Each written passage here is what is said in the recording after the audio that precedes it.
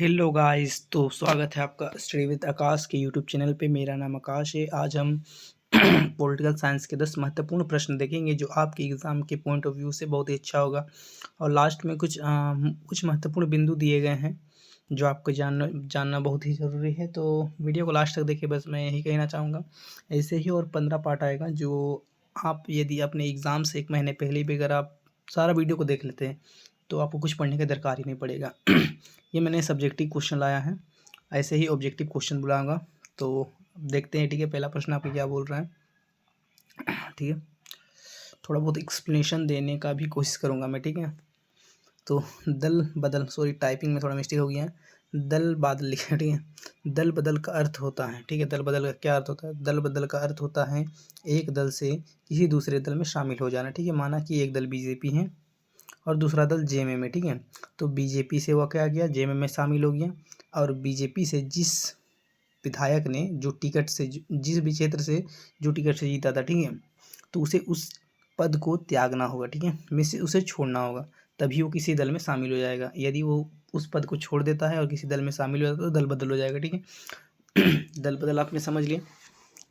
और इसी दल बदल को रोकने के लिए, ठीक है, दल बदल को रोकने के लिए 52वां संविधान संशोधन, ठीक है, 52वां संविधान संशोधन के द्वारा 1985 ईस्वी में लाया गया था, ठीक है। एक कानून लाया गया था और इसे अनुसूचित 10 में जोड़ा गया, ठीक है।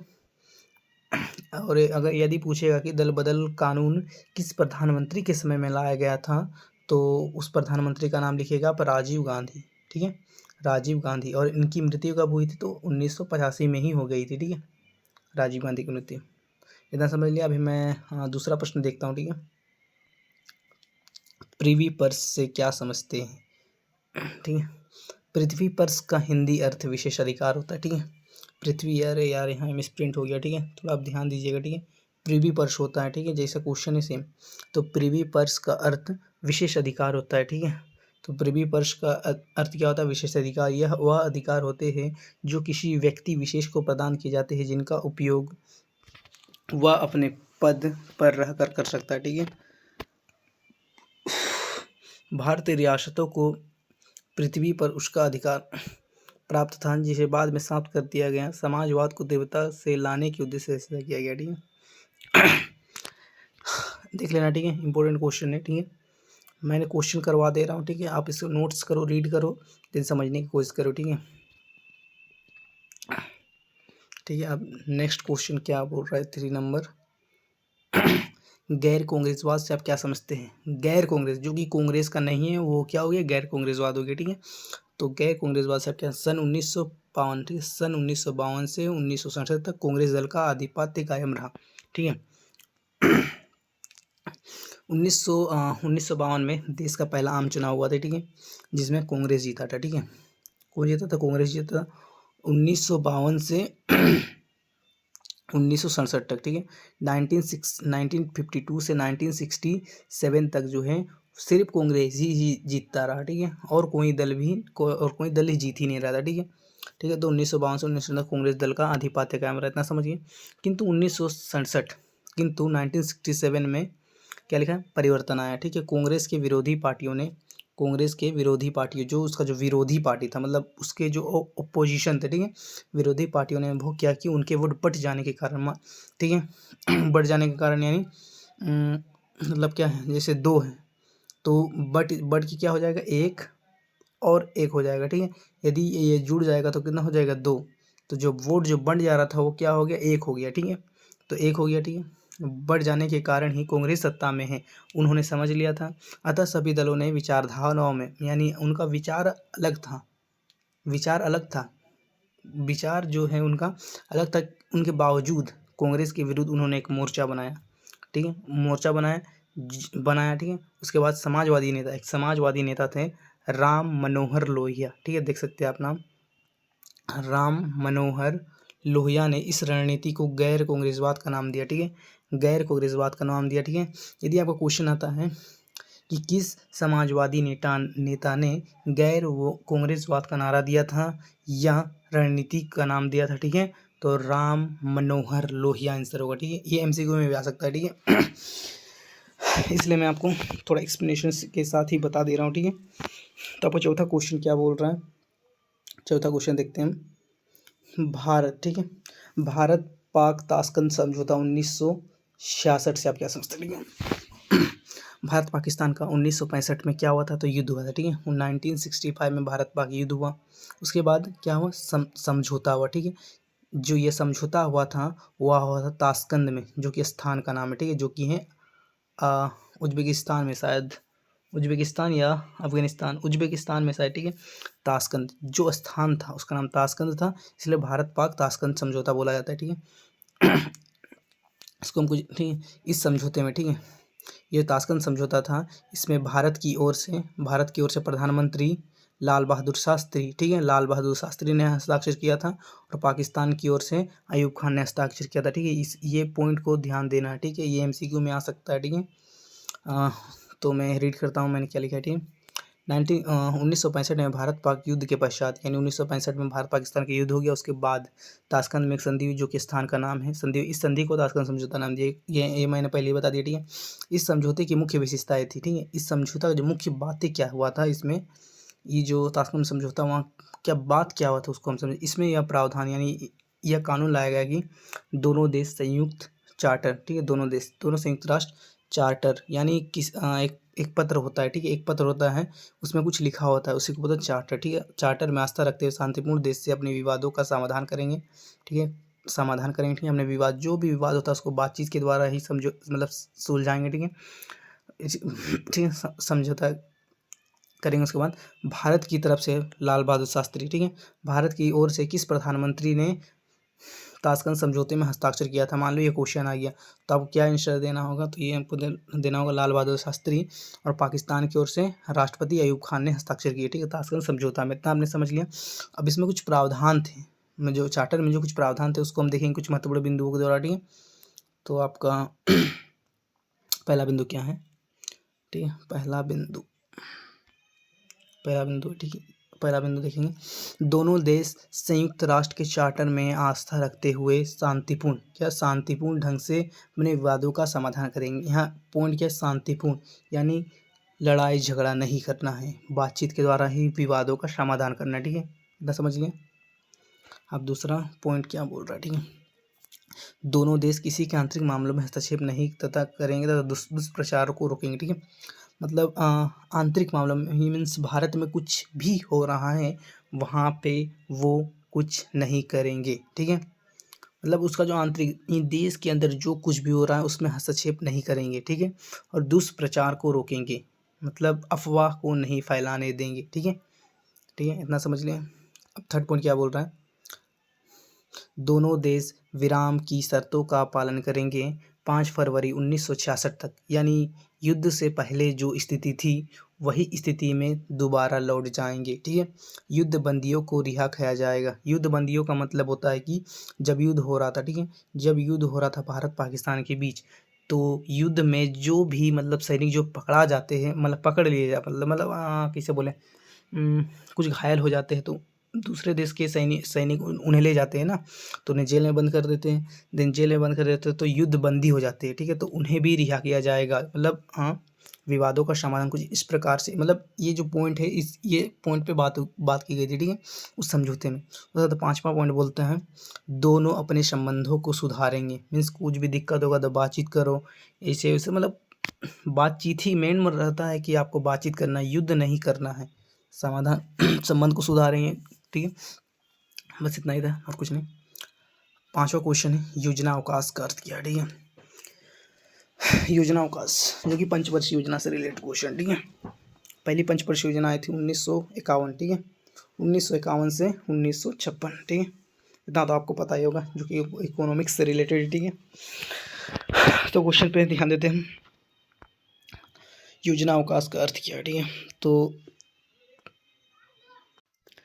चीन तथा पाकिस्तान से युद्ध होने के तथा वर्षा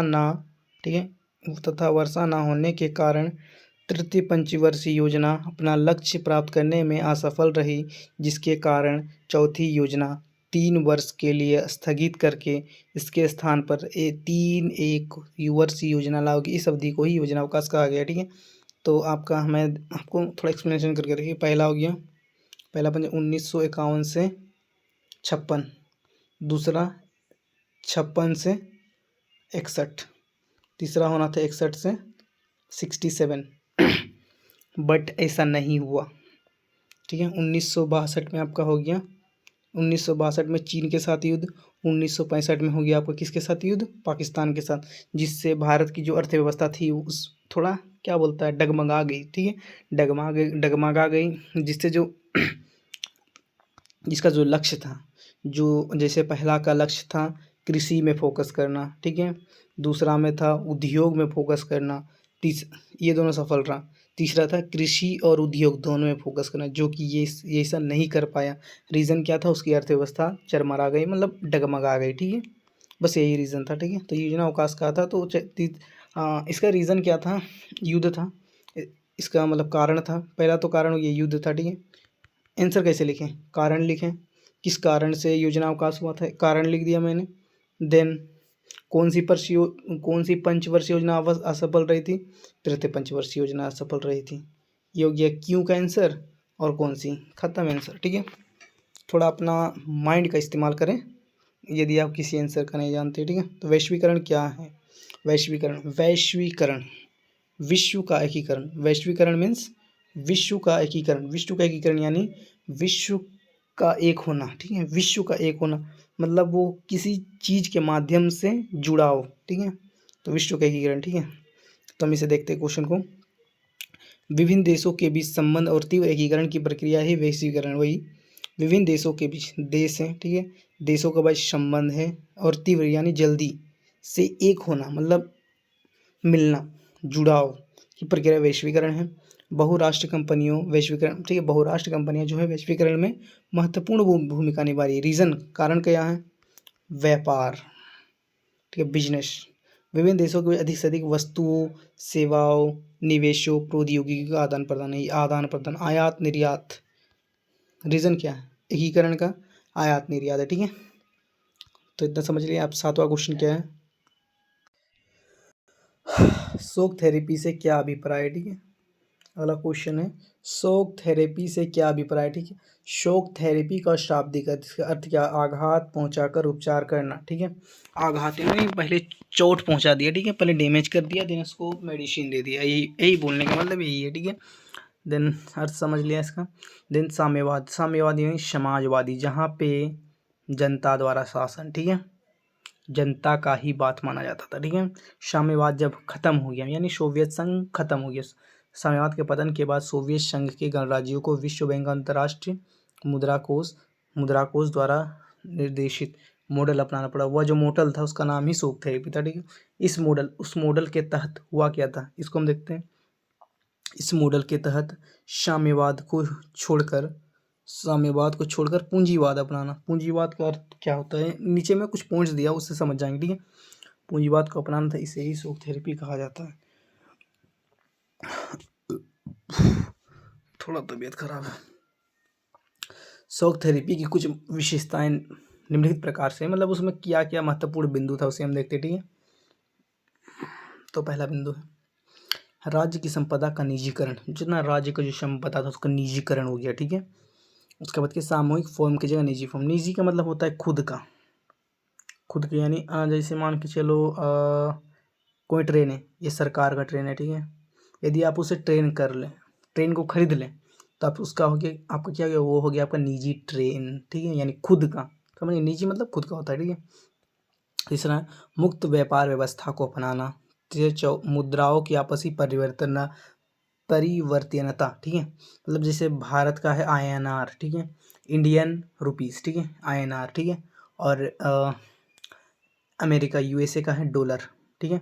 यानी परिवर्तन मतलब जैसे होता है 1 रुपया वहाँ के 80 रुपया के बराबर, ठीक है, 80 रुपया, सॉरी उल्टा हो गया, यानी $1 है 80 रुपया के बराबर, ठीक है, $1 है तो ही परिवर्तन होता है, ठीक है, एक्सचेंज। पश्चिमी देशों की आर्थिक व्यवस्था से जुड़ा, पश्चिमी देश यानी, ठीक है, पहले 2 देश था, ठीक है, एक था पूर्वी, एक था पश्चिमी, ठीक है। पश्चिमी देश था पूंजीवादी, और मैं जो बोल रहा हूँ उसे ध्यान से सुने, ठीक है। पश्चिमी देश था पूंजीवादी, पूर्वी देश था साम्यवादी, ठीक है। तो साम्यवाद तो खत्म हो गया, बचा पश्चिमी, ठीक है। पूर्वी में था सोवियत संघ, ठीक है, जिसे करंट में मतलब जो अभी जो कहा जाता है उसे रशिया कहा जाता है, ठीक है। देन पश्चिमी देश का जो मुख्य देश था वो था अमेरिका, ठीक है। तो अमेरिका यानी पश्चिमी अमेरिका, तो देन अमेरिकी वर्चस्व एक चैप्टर है, ठीक है। उसमें अमेरिका का वर्चस्व किस प्रकार से था वो आपने पढ़ा होगा, ठीक है। तो पश्चिमी देशों के साथ आर्थिक जुड़ाव हो गया, ठीक है। 8वां क्वेश्चन क्या बोल रहा है, बर्लिन की दीवार कब बनी और ये किसके बीच विभाजन का प्रतीक था, ठीक है।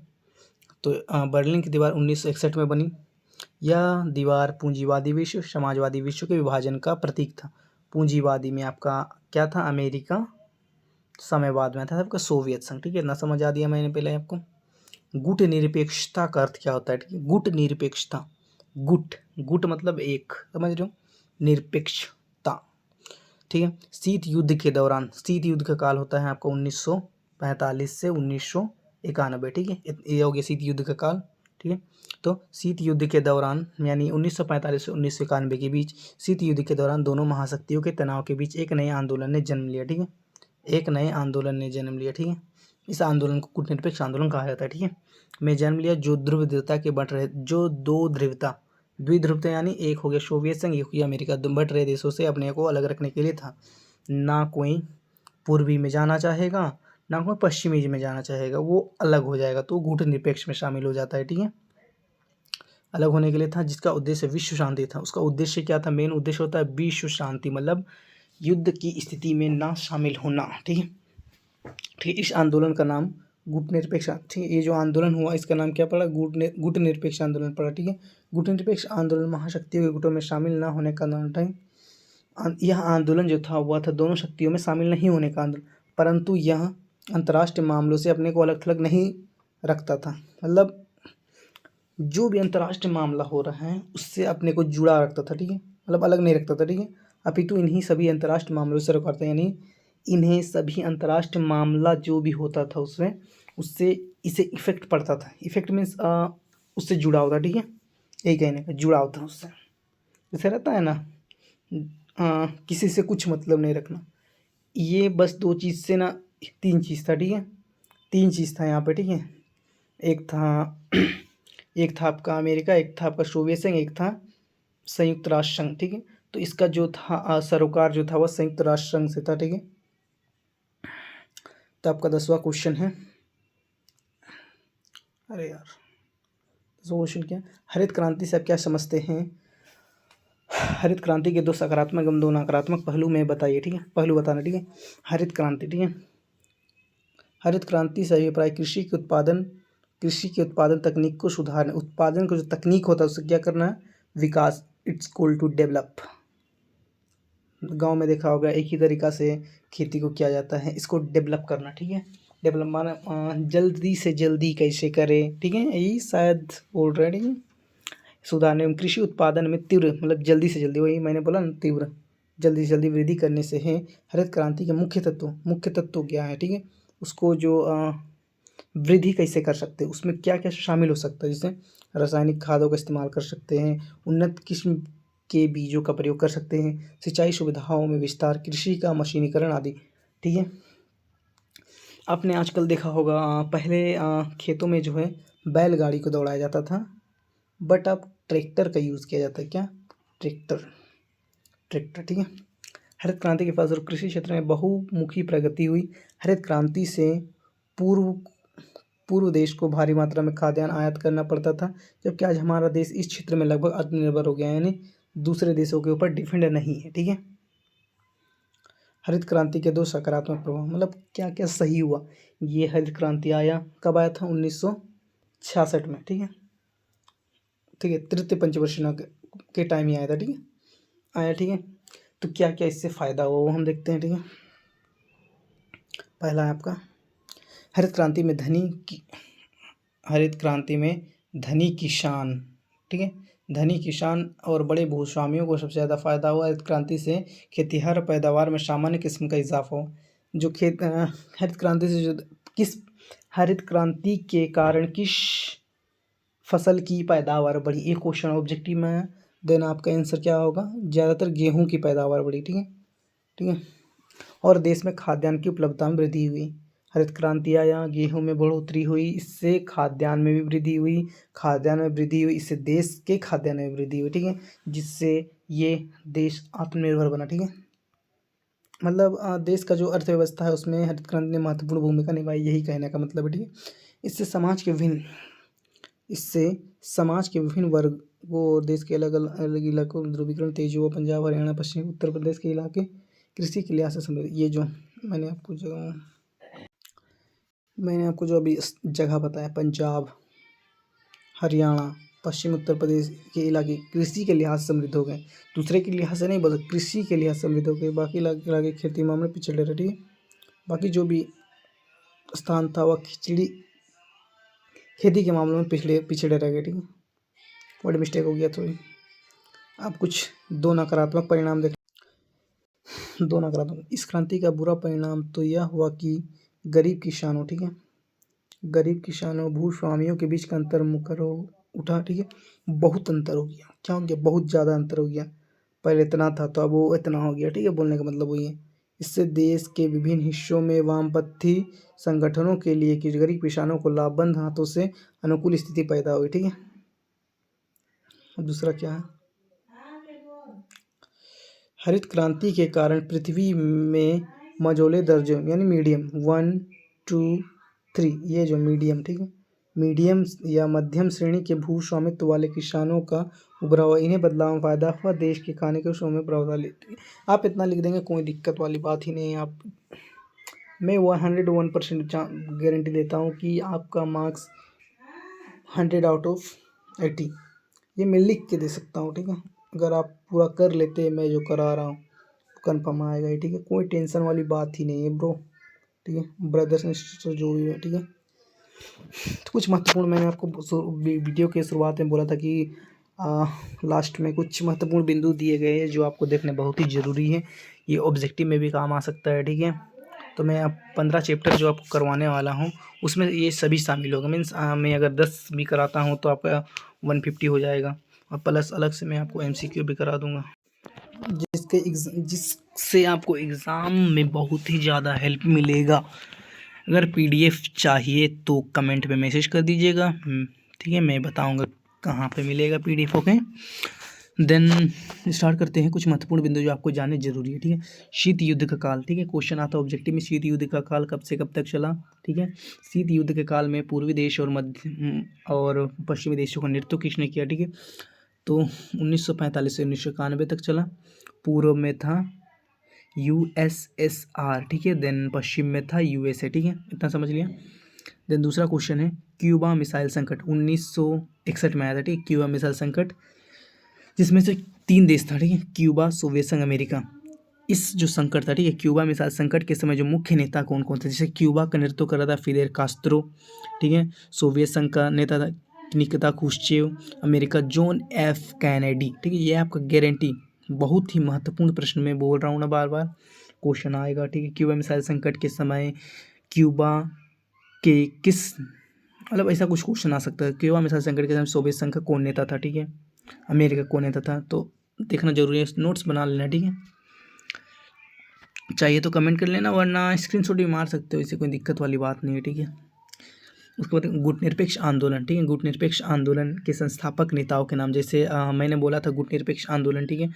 तो उसमें कौन कौन से देश शामिल थे, मुख्य देश, एवं उसके कौन कौन से नेता थे जिन्होंने उनको जन्म दिया, ठीक है, वो हम देखते हैं। यूगोस्लाविया, ठीक है, यूगोस्लाविया जो देश है उससे नेतृत्व किया था जोसेफ ब्रांस टीटो, ठीक है।